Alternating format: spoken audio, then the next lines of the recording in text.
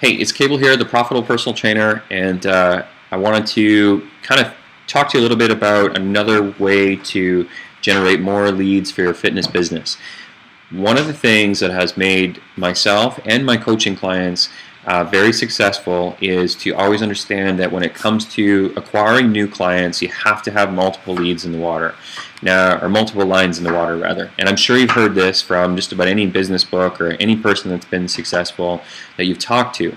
But sometimes it's kind of hard to figure out, what are those different channels that we can generate leads from, and how do I use them? So there's lots of different options between email and Facebook and snail mail, like direct mail or addressed mail or unaddressed mail in other locations, or even print, radio, TV, and all those other mediums that probably for our industry are not highly used. But anyways, what I wanted to talk about today is one that typically is the start of our business, but how we can make it a bigger component long term, and ultimately how we can make it much more predictable, and that is referrals.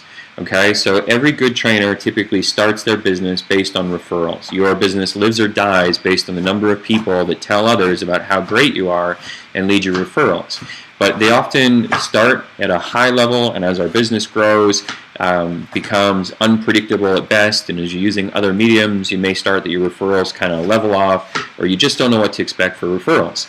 So today we're going to talk about one of the things that we do periodically to stimulate a lot of referrals, and it's a neat little fun contest called the Fitness Ambassador Challenge, and it is really, really simple.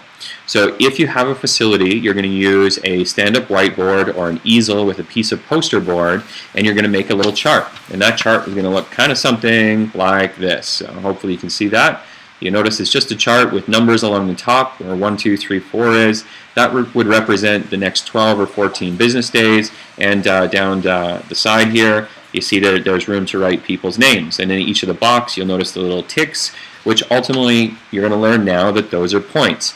And people will get points by bringing people in as guests. So in fact, we have these little fluorescent yellow business cards that you've probably seen in my blog called the Buddy Pass that says bring a friend to your next workout or give them one on us. And the client simply puts their initials on that business card and gives it to their friend so they can come in for a free workout. Each time a friend comes in during our extended Buddy Week, which usually runs 2 weeks, that client that gave them the card is going to get a point on our chart that I just showed you.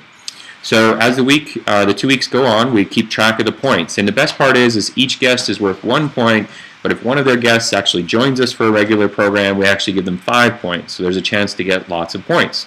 At the end of 2 weeks, it's really simple. Whoever has the most points wins a cool prize. Now, we've used services, so if you don't have a big budget in an effort to buy things to give away a month of service, okay, because it's one of your greatest assets. Now, as you can afford to, I urge you to move beyond giving away services and going to tangible items so that you never devalue your service. You don't create too many opportunities where it's given away or create an expectation for people there may be an opportunity not to pay for your service.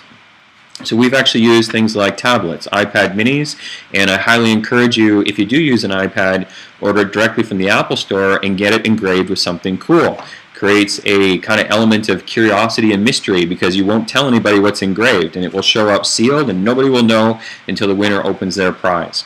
Now, if you don't have a facility of your own, orchestrate this whole thing with a chart on Facebook. But the chart is very, very important because you need to see day-to-day or frequent updates. It's that interaction, it's that feeling of being neck and neck with somebody else to win the prize that makes it work. Some of my 7-figure clients, believe it or not, in 2 weeks have generated more than 100 guests through their facilities. What an easy way to blow up your fitness program. Now, here's one final tip.